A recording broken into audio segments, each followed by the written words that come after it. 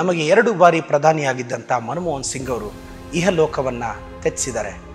RBI governor ಆಗಿ 1991ನಲ್ಲಿ PV Narasimha Rao ಅವರ ಸರ್ಕಾರದಲ್ಲಿ ಫೈನಾನ್ಸ್ ಮಿನಿಸ್ಟರ್ ಆಗಿ ಇನ್ನೇನು 13-14 ದಿನದಲ್ಲಿ ದೇಶನೇ ದಿವಾಳಿ ಆಗೋಗುತ್ತೆ ಅನ್ನೋ ಪರಿಸ್ಥಿತಿಯಲ್ಲಿ ಅರ್ಥವ್ಯವಸ್ಥೆಯನ್ನು ರೈಟ್ ಟ್ರ್ಯಾಕ್ಗೆ ತಂದು ಅವರು ಫೈನಾನ್ಸ್ ಮಿನಿಸ್ಟರ್ ಆಗಿದ್ದಾಗ LPG, L ಅಂದರೆ ಲಿಬರಲೈಸೇಷನ್, P ಅಂದರೆ ಪ್ರೈವೇಟೈಸೇಷನ್, G ಅಂದರೆ ಗ್ಲೋಬಲೈಸೇಷನ್ ಈ ದೇಶಕ್ಕೆ ಪರಿಚಯಿಸಿ ಖಾಸಗಿ ಕ್ಷೇತ್ರವನ್ನು ಒಳಕ್ಕೆ ಬಿಟ್ಕೊಂಡಂಥ ಮೇಧಾವಿ.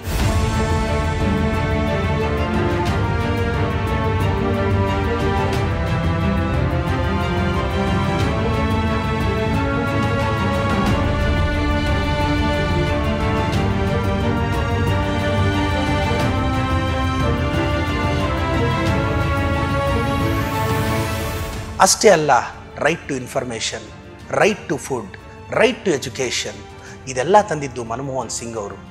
ಅವರು ಪ್ರಧಾನಿಯಾಗಿದ್ದಾಗ ನರೇಗಾ ಅಂತ, Mahatma Gandhi national rural employment act ಅಂತ ಕೋಟ್ಯಾಂತರ ಬಡವರಿಗೆ ದಿನಗೂಲಿ ಕೊಡಬೇಕು ಅಂತ ಮಾಡಿದಂಥ ಯೋಜನೆ ಇವತ್ತು ಜಗತ್ತಲ್ಲೇ ಅತಿ ದೊಡ್ಡ ಸೋಷಿಯಲ್ ವೆಲ್ಫೇರ್ ಪ್ರೋಗ್ರಾಮ್.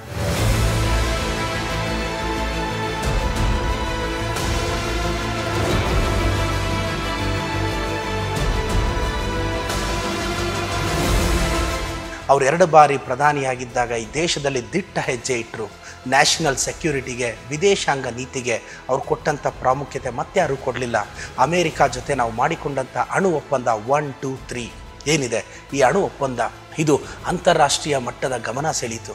ಅಂತ ಒಬ್ಬ ಧೀಮಂತ ವ್ಯಕ್ತಿ, ಕಾಂಗ್ರೆಸ್ನಲ್ಲಿ 2 ಬಾರಿ ಪ್ರಧಾನಿಯಾದಂಥ ವ್ಯಕ್ತಿ, ಅವರ ಕೊಡುಗೆ ಅಪಾರ. ಅವರು ಇಹಲೋಕವನ್ನು ತ್ಯಜಿಸಿದ್ದಾರೆ. ಮನಮೋಹನ್ ಸಿಂಗ್ ಅವರೇ, rest in peace, RIP. Rest in peace ಅಲ್ಲ, RIP ಅಂದರೆ ರಿಟರ್ನ್ ಇಫ್ ಪಾಸಿಬಲ್ ಸರ್.